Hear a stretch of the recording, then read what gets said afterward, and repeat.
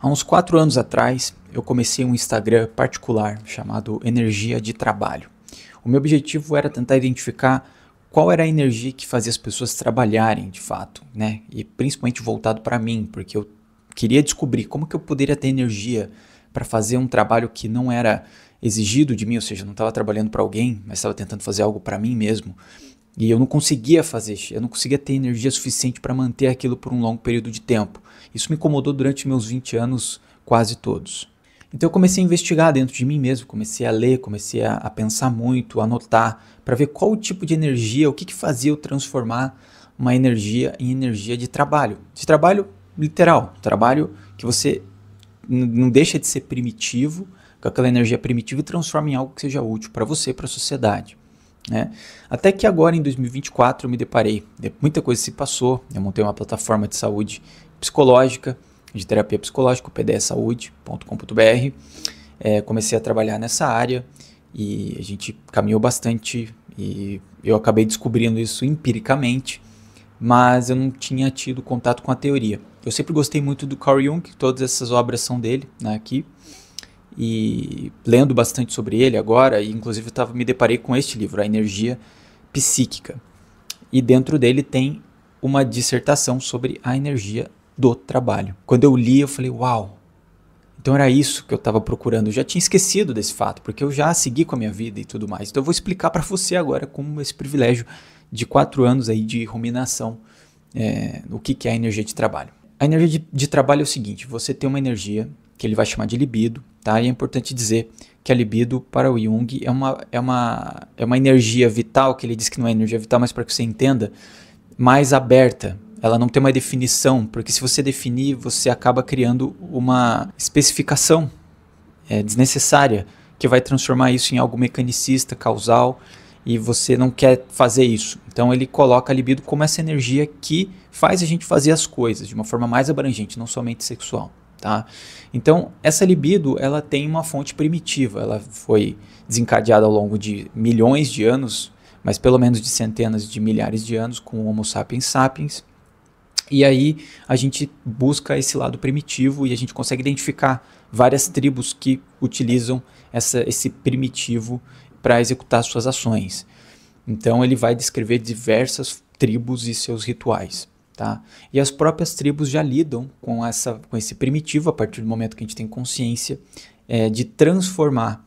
E aí você pode usar várias palavras, você pode falar transubstanciação, você pode falar transmutação, você pode falar transformação. Apesar da palavra mais correta que ele usa é mais de uma sublimação, né? Que é uma transferência da mesma energia para um outro formato. Né? Então você vai utilizar essa parte dessa libido, tá? Indo direto ao ponto para a sua vontade, e ele diz que vontade é energia disponível. Olha que legal, vontade igual a energia disponível. Então, como você tem força de vontade, você tem uma energia disponível para alocar em outro local, porque ele é um sistema fechado de energia. Pois bem, então ele diz assim, nós somos seres civilizados, o Ocidente, o europeu e o americano, e nós também brasileiros por consequência, né? Nós somos civilizados, muito mais civilizados que os primitivos, e o povo oriental também, diga-se de passagem, mas ele se refere mais ao povo ocidental. A gente abandonou esse lado primitivo e, portanto, a gente consegue, pela força de vontade, sem muito diálogo, somente pela força do pensamento, de você pensar, eu quero fazer isso, consegue fazer pequenas coisas, pequenas modificações. Isso muito bem visto hoje, através dos exames que a neurociência conseguiu desenvolver, né, principalmente pelo aparelho de ressonância magnética, e você consegue ver isso, que você consegue modificar. Mas é interessante porque a linha dele é muito próxima, só que mais profunda, dessa teoria da neurociência, que é o seguinte, para você fazer modificações grandes na sua vida, ou seja, primeira coisa, você não consegue transformar a tua libido completamente para outra coisa, ela está extremamente alocada nas inúmeras funções da mente humana, e você não consegue simplesmente pegar, por exemplo, todo o seu desejo sexual e transformar isso numa energia de trabalho totalmente voltada, por exemplo, para o teu trabalho profissional. Tá? Essa ideia é uma ideia que não condiz com a realidade, com os conhecimentos atuais da psicologia. O Freud, enfim, eu tenho que fazer um outro vídeo à parte sobre Freud. Inclusive tem um livro só sobre Freud que o Jung fala, que é a Psicanálise e Freud, onde ele coloca todas as suas críticas e são bastante interessantes. Pois bem, então você não pode alocar completamente a libido. Então o que você tem que fazer, você consegue fazer pequenas coisas, por exemplo, modificar, tirar um café, dormir um pouco melhor, você consegue fazer isso por conta própria. Agora, se você quer fazer isso de forma profunda, ou seja, quer fazer uma modificação profunda na sua vida, você vai precisar transformar essa libido, aquela pouca libido, por isso que nós temos livre-arbítrio, mas ele é tão pouco, é importante perceber, que você vai ter que pegar um pouquinho dessa libido e transformar em outra coisa, e isso já vai ser suficiente para você fazer uma grande modificação na sua vida, porque essa energia é muito forte, ela é muito grande, ela envolve várias funções. E da mesma forma que você modifica um hábito, você vai fazer, você tem uma deixa, você tem a atividade, você tem a recompensa. Então, da mesma forma que você vai fazer isso de forma pragmática e de superfície, você vai fazer isso de forma profunda, mas através da simbólica, porque o símbolo é a máquina da mente, ou seja, o símbolo é o que transforma energia primitiva em energia de trabalho.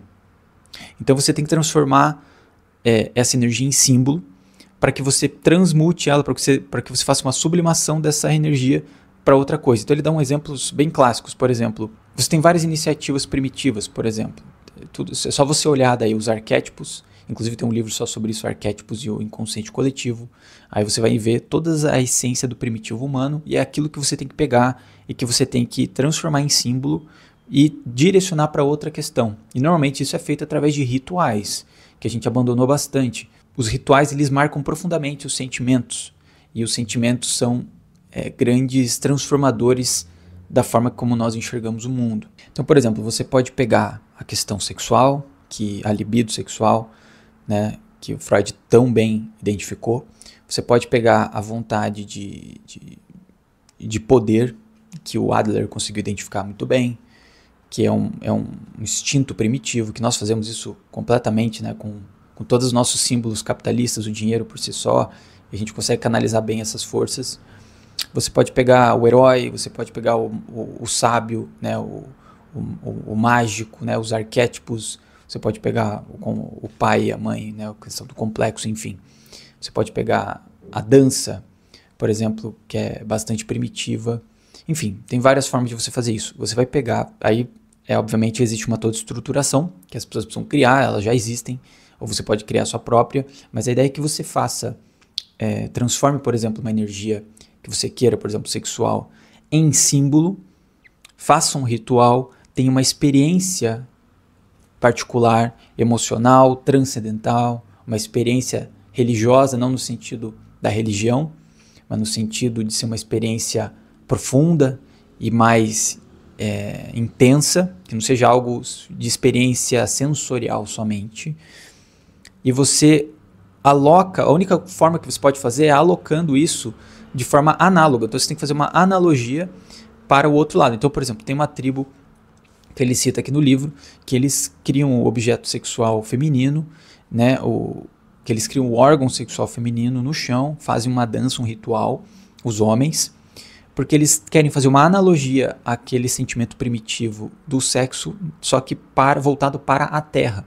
Então eles inclusive copulam posteriormente, né, tem o ato sexual no meio da sua plantação, e eles fazem essa analogia de trazer essa força que é sexual tão forte para o cuidado do plantio, porque isso é uma energia de trabalho que vai render frutos, vai render trabalho, vai render comida para essa tribo, e por isso é tão importante. Isso funciona muito bem, tanto na mente primitiva quanto na nossa, apesar de nós termos abandonado um pouco esse lado e sermos tantos quanto sofisticados. Segundo Jung, ainda é necessário que você faça algum tipo de ritual. Então, em outros vídeos eu vou trazer mais detalhes, né? Eu ainda não terminei o livro, então ele ainda tem alguma coisa para entregar, e vou trazer algumas mais estruturações, como a gente pode pensar isso no dia a dia. A gente criar esses ritos para que a gente transforme essa energia que é primitiva, conscientemente transformando ela numa energia produtiva para a gente viver melhor.